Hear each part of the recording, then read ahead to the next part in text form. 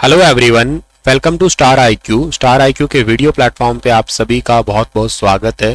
प्यारे बच्चों, आज 26 अक्टूबर और 26 अक्टूबर 2023 के हरियाणा करंट अफेयर इस वीडियो में हम लोग पढ़ने वाले हैं। अगर आपने अभी तक स्टार आईक्यू यूट्यूब चैनल को सब्सक्राइब नहीं किया है तो कर लेना, अपने दोस्तों को भी शेयर ज़रूर करना इस पर्टिकुलर यूट्यूब चैनल को। मेरे प्यारे दोस्तों, कल आपसे सवाल पूछा था, उसका सही जवाब क्या होगा कि जल जीवन मिशन के तहत हरियाणा के कितने लाख घरों में नल से जल अब तक पहुंच चुका है। तो अब तक पहुंच चुका है टोटल 13 लाख परिवारों के अंदर। हरियाणा में एक्चुअली पूरे भारत में हर घर में नल से जल ये कार्यक्रम स्टार्ट कब किया गया था?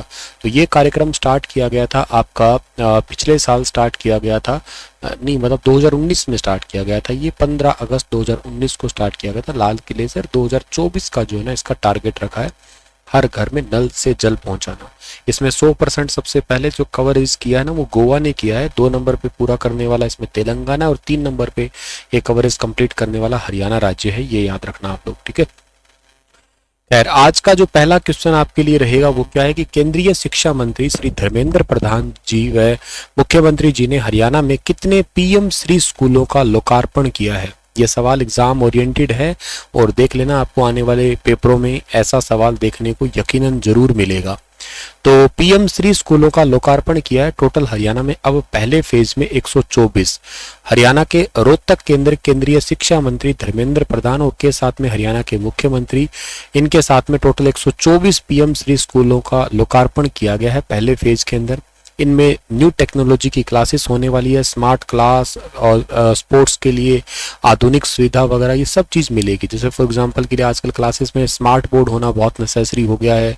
इसके अलावा स्पोर्ट्स के इक्विपमेंट हो चुके हैं। इसके अलावा और बहुत सारी जो न्यू टेक्नोलॉजी के साथ में बच्चों को पढ़ाना, जो नया बुकलेट्स है, नया सिलेबस है, नए सिलेबस के तहत न्यू एजुकेशन पॉलिसी वगैरह को अपनाना, इसके तहत ही ये सेटअप किया गया है। याद रखना आप लोग।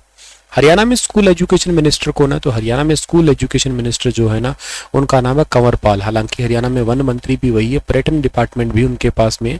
Higher school education department Haryana के अंदर जो है वो मूलचंद शर्मा के पास में है। और भारत में शिक्षा मंत्री का नाम धर्मेंद्र प्रधान है। तो ये अभी रिसेंटली उद्घाटन किया गया है। तो चलो ठीक है, समझ गए हम लोग।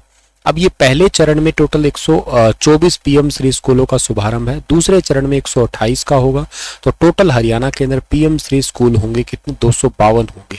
तो अब ये डेटा थोड़ा सा ऑथेंटिक है, क्योंकि देखो पहले भी ये सवाल आया था, पर मैंने आपको कहा था कि ये जो डेटा है ना, ये अप एंड डाउन हो सकता है। तो आप बस मोटा मोटा आइडिया रखें कि हरियाणा में पीएम श्री स्कूल आएंगे। अब ये 252 टोटल हो जाएंगे। पहले चरण में 124 तो देखो ओपन हो ही चुके हैं, ये तो कन्फर्म हो गए। 128 आगे दूसरे चरण के अंदर होंगे, दूसरे फेज में टोटल 252 होंगे। तो इस आंकड़े को आप लोग याद कर देना, ये आपको भविष्य में जरूर देखने को मिलेगा।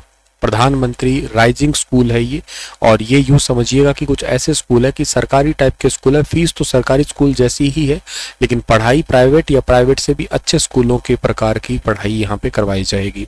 तो ये है वेरी इंपॉर्टेंट। अगला क्वेश्चन भी एग्जाम के लिए बहुत इंपॉर्टेंट है कि हरियाणा में 4000 प्ले वे स्कूलों को अब किस नाम से जाना जाएगा? तो हरियाणा के अंदर 4000 प्ले वे स्कूल, आपको याद है मैंने आपको रिसेंट पढ़ाया था कि हरियाणा के अंदर जो आंगनवाड़ी केंद्र है ना, उन 4000 आंगनवाड़ी केंद्रों को अब प्ले स्कूल में कन्वर्ट किया जाएगा। लेकिन अब इनका एक नाम दिया गया है फिक्स, अब इनको बाल वाटिका के नाम से जाना जाएगा। सुपर इंपॉर्टेंट है, एग्जाम पर्सपेक्टिव है, ध्यान रखना आप लोग इसको। श्री मनोहर लाल जी ने हरियाणा के अंदर जो है 4000 प्ले वे स्कूलों को अब बाल वाटिका स्कूल के नाम से जाने जाएगा, ऐसी घोषणा की है। बच्चों को खेल खेल में ही शिक्षा देने के लिए आंगनवाड़ी केंद्रों को इन स्कूलों के अंदर बेसिकली कन्वर्ट किया जा रहा है। तो आने वाले 2 सालों के अंदर 4000 आंगनवाड़ी केंद्र है वो कन्वर्ट होकर बाल वाटिका में बदल जाएंगे। तो अब प्ले वे स्कूल मत बोलना, अब इनको बाल वाटिका बोलना है अपने को आगे से। अच्छा सवाल है एग्जाम के लिए। महारा गांव जगमग गांव योजना के तहत हरियाणा में वर्तमान में कुल कितने गांव 24 घंटे बिजली से लैस हो चुके हैं, मतलब बिजली पहुंच चुकी है वहां पे? अब ये सवाल बताने की जरूरत नहीं है, ऑलरेडी मेरे हिसाब से अब दूसरी बार पेपर में पूछा गया। अभी तो आई थिंक अभी डी ग्रुप वाले पेपरों में आया था, और उससे पहले भी किसी पेपर में मैंने देखा था। ये एग्जैक्ट जो बच्चों ने आंसर लगाया है वो देख लेते हैं कौन सा लगाया होगा। अब से पहले तो ये कितने थे? अब से पहले ये आपके 5645 गाँव थे। लेकिन अब जो है ना टोटल ये हो चुके हैं कितने 5791 गांव हो चुके हैं हरियाणा के अंदर। तो आपने उसमें हालांकि इन्होंने एग्जैक्ट दिया नहीं था इस पेपर के अंदर, एग्जैक्ट उन्होंने कोई पहले पेपर हुआ था उसमें तो हालांकि दे रखा था, लेकिन इस बार कोई एग्जैक्ट नहीं दिया था। इस बार इन्होंने लगभग 5 से 6 हजार के बीच का आंकड़ा दिया था शायद, तो वही इसका आंसर सही था, क्योंकि 6000 से अभी भी कम है, 6000 तक नहीं पहुंचे हैं ये। तो टोटल जो है ना 5791, ये ध्यान रखना आप लोग, कुल कितने गांव में 24 घंटे बिजली दी जा रही है, 5791। अच्छा, ये म्हारा गांव जगमग गांव योजना जो है ना ये कब स्टार्ट हुई थी? तो म्हारा गांव जगमग गांव योजना स्टार्ट हुई थी 1 जुलाई को, 1 जुलाई 2015 को स्टार्ट हुई थी। कहाँ से स्टार्ट हुई थी? ये स्टार्ट हुई थी दयालपुरा से। दयालपुरा कहाँ पड़ता है सर? ये पड़ता है कुरुक्षेत्र के अंदर। दयालपुरा कुरुक्षेत्र से जो है ना इस योजना को सबसे पहले स्टार्ट किया गया था। वैसे हरियाणा में कुल टोटल जो है ना ग्राम पंचायत है ना वो कितनी है? तो देखो 2011 के अनुसार अगर आप ग्राम पंचायत की बात करते हो तो वो 6212 है, याद रखना 6212 है। लेकिन ये वर्तमान में अब कितनी हो चुकी है? वर्तमान में 6311 ग्राम पंचायत हो चुकी है। ये वर्तमान का डेटा है, मतलब ये नया आंकड़ा है आपका। वैसे ग्राम पंचायत का मेंबर बनने के लिए कम से कम उम्र कितनी होनी चाहिए? तो ग्राम पंचायत का मेंबर बनना है तो कम से कम उम्र उसकी 21 साल होनी चाहिए, 21 वर्ष होनी चाहिए। और ये अगर बात की जाए तो टोटल ग्राम पंचायतें आप लोगों को जो है ना याद करने वाली इंपॉर्टेंट बात है ना वो 6311 आप याद करना, थोड़े समय पहले अभी 105-6 के आसपास नई जुड़ी थी ये, ठीक है। अच्छा, एक साल में कितनी बार ग्राम सभा की बैठक बिठाना जरूरी होता है? तो एक साल में 2 बार ग्राम सभा की बैठक बैठाना जरूरी होता है। एक तो 13 अप्रैल के दिन, ठीक है ना, एक तो 13 अप्रैल के दिन, और दूसरा जो है वो 2 अक्टूबर के दिन। 13 अप्रैल और 2 अक्टूबर, ये साल में 2 बार जो है ना, हालांकि 4 बैठ सकती है मतलब अधिकतम तो, लेकिन ये 2 जरूरी है, याद करने वाली है आपके लिए।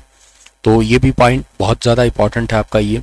अच्छा, वैसे क्या है कि ग्राम पंचायत का गठन होगा कैसे? ग्राम सभा के सदस्यों के द्वारा होगा। और पंचायत समिति में क्या होगा? कम से कम 5000 मतदाता होने वाले क्षेत्र में जो है ना वो ब्लॉक समिति हो जाएगी। कहीं पे मान लेते हैं कि 5000 वोटर्स है ना, तो उसको ब्लॉक समिति के नाम से जाना करते हैं। और ब्लॉक समिति का जो मेंबर का अध्यक्ष होता है ना उसको एक्चुअली चेयरमैन के नाम से जाना करते हैं, चेयरमैन, ठीक है ना। और इसका जो मेन अधिकारी होता है ना उसको कहते हैं BDPO, block development panchayat officer के नाम से जाना करते हैं।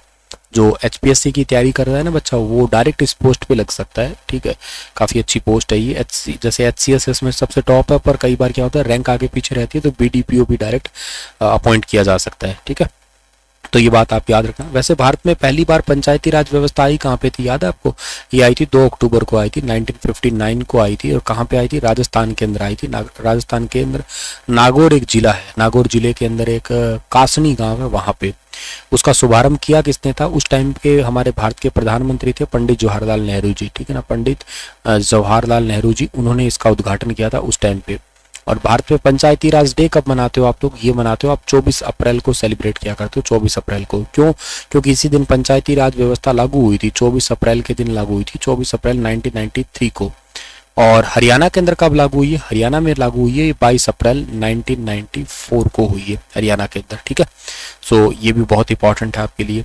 अच्छा, ये आप लोगों को ये याद रखना है कि पंचायती राज जो है ना वो कौन सी सूची के अंदर आता है। जैसे जो शेड्यूल है ना इसके, वो 11वीं सूची के अंदर आता है, ध्यान रखना आप लोग, ये भी वेरी वेरी इंपॉर्टेंट है आपके लिए। चलिए सर, तो ये सब चीजें आप लोगों को पता रहना चाहिए। और पढ़ी लिखी पंचायतों वाला अपना राज्य कौन सा है? दूसरा राज्य है। पहले नंबर पे तो राजस्थान है, आपको पता होगा। दूसरे नंबर पे अपना हरियाणा है। 2015 के अंदर ये संशोधन हुआ था पंचायती राज के अंदर, और 2021 का 15 के बाद 16 का इलेक्शन था ना, वो हो गया था। फिर उसके बाद में अब जो ये रिसेंट 22 के इलेक्शन हुए थे ना, दूसरे इलेक्शन थे पंचायती राज के, जिसके अंदर पढ़ी लिखी पंचायतों को दर्जा दिया गया है एक्चुअली, ठीक है। चलिए, तो ये पॉइंट आप लोगों को पता रहना चाहिए। अगला सवाल आपके पास में आ रहा है, कौन सा है कि हाल ही में मुख्यमंत्री मनोहर लाल जी ने किस जिले में आयोजित राज्य स्तरीय मेरी माटी मेरा देश कार्यक्रम स्टार्ट किया है? तो मेरी माटी मेरा देश कार्यक्रम भी हाल ही में स्टार्ट किया गया। कहाँ पे? रोहतक के अंदर स्टार्ट किया गया है। तो ये क्वेश्चन भी आपके लिए इंपॉर्टेंट हो सकता है। मेरी माटी मेरा कार्यक्रम 2022 से 47 तक देश में आज़ादी का अमृत काल चलाया जा रहा है। एक्चुअली अमृत महोत्सव के रूप में जो है ना सेलिब्रेट किया जा रहा है। हरियाणा के अंदर कहो या पूरे भारत के अंदर ही कहिएगा, ये अमृत महोत्सव सेलिब्रेट किया जा रहा है। और इसी अमृत महोत्सव के तहत जो है ना मेरी माटी मेरा देश कार्यक्रम भी स्टार्ट किया जा रहा है। इसका उद्देश्य है कि युवाओं में देशभक्ति की भावना को पैदा करना। लगभग 7 लाख गांव शहरों के घर घर से जाके जो है ना ये पवित्र मिट्टी लेके जाई जा रही है। दिल्ली इनको प्रधानमंत्री जी के आगे जो है ना स्वयं सेवक है उनको शपथ दिलवाई जाएगी, स्वयं सेवकों के द्वारा जो है ना ये मिट्टी पहुंचाई जाएगी। ये याद रखना है आपको। ये इस टाइप से कल्स के अंदर भर भर के मिट्टी जो है ना वो लाई जा रही है पूरे भारत से। लगभग बहुत ज़्यादा, मतलब आप कहिएगा इंपॉर्टेंट है ये। 7 लाख गांव शहरों से मिट्टी आई है तकरीबन यहाँ पे। ये राज्य स्तरीय कार्यक्रम है मेरी मिट्टी मेरी माटी मेरा देश, मिट्टी को नमन वीरों को वंदन। ठीक है, इस टाइप का एक अभियान चलाया गया है अभी। अच्छा, रोहतक का जब भी जिक्र आता है तो रोहतक के कुछ 3-4 खिलाड़ी हैं जो आप लोगों को याद रहने चाहिए आपके पेपर के लिए। जैसे एक खिलाड़ी का नाम आप याद रखिएगा, साक्षी मलिक है। उनका नाम तो आप भूल ही कैसे सकते हैं, ठीक है ना। अच्छा, साक्षी का आप इसलिए नाम नहीं भूल सकते हैं क्योंकि साक्षी ने जो है ना मेडल जीता है। कौन सा मेडल जीता है? इन्होंने ब्रॉन्ज मेडल जीता था। मोखरा की रहने वाली है ये, ओलंपिक 2016 रियो के अंदर। एक जो खिलाड़ी है उनका नाम बहुत इंपॉर्टेंट है, अमित पंघाल। ठीक है ना, अमित पंघाल है। अमित पंघाल जो है ना ये मैना के रहने वाले, मैना रोहतक का ही है। ठीक है, बॉक्सर है एक्चुअली। इसके अलावा एक यहाँ पे है शेफाली वर्मा, शेफाली रोहतक की है। शेफाली एक्चुअली क्रिकेट से रिलेटेड है।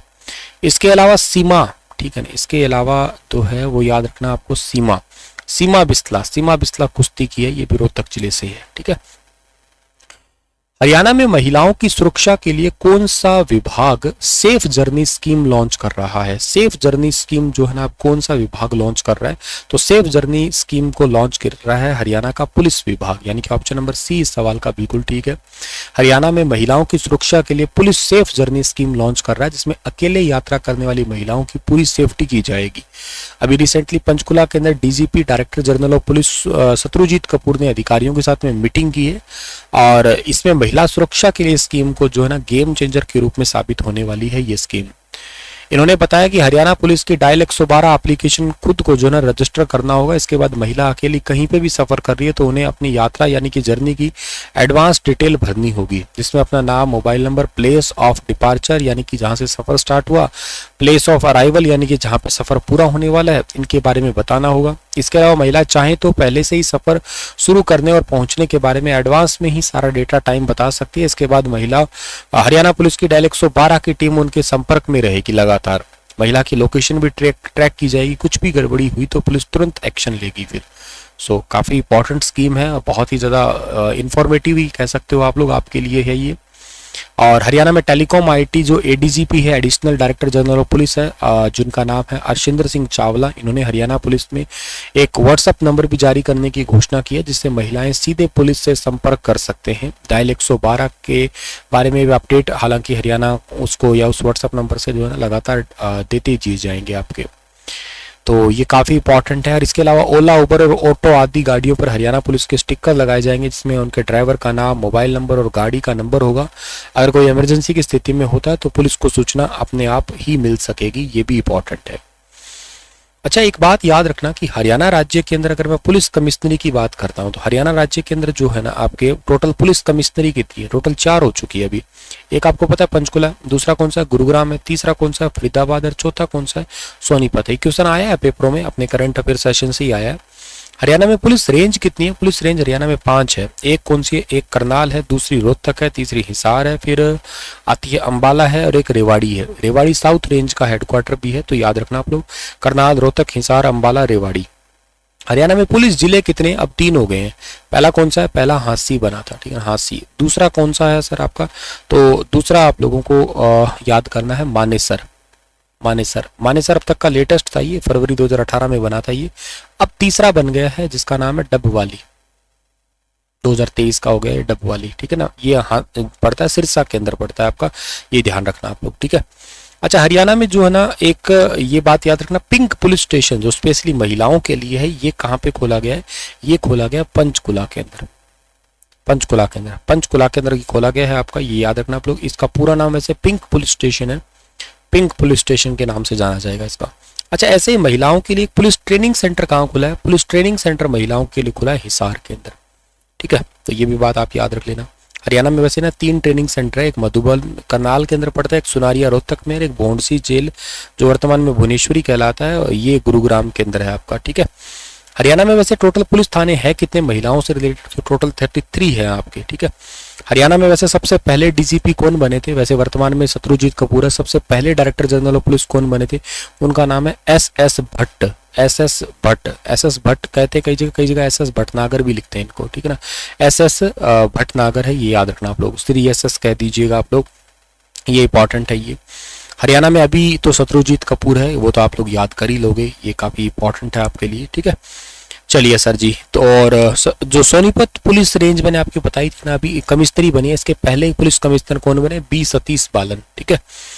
तो चलिए इसी के साथ ये वाला सेशन होता है समाप्त, और आपके लिए क्वेश्चन छोड़ के जा रहा हूं मैं बताना कि एशियन पैरा गेम्स में हरियाणा की एकता बयान ने शॉटपुट थ्रो में हाल ही में कौन सा पदक जीता। ये तो कांस्य पदक तो खैर मैंने क्वेश्चन में दे दिया था कल ही, अब ध्यान नहीं रहा, चलो आंसर इसका कांस्य ही हो गया अब तो। चलो खैर एक क्वेश्चन और पूछ लेता हूँ, इसका आंसर मतलब आपने खुद ही जान लिया तो कोई दिक्कत नहीं है।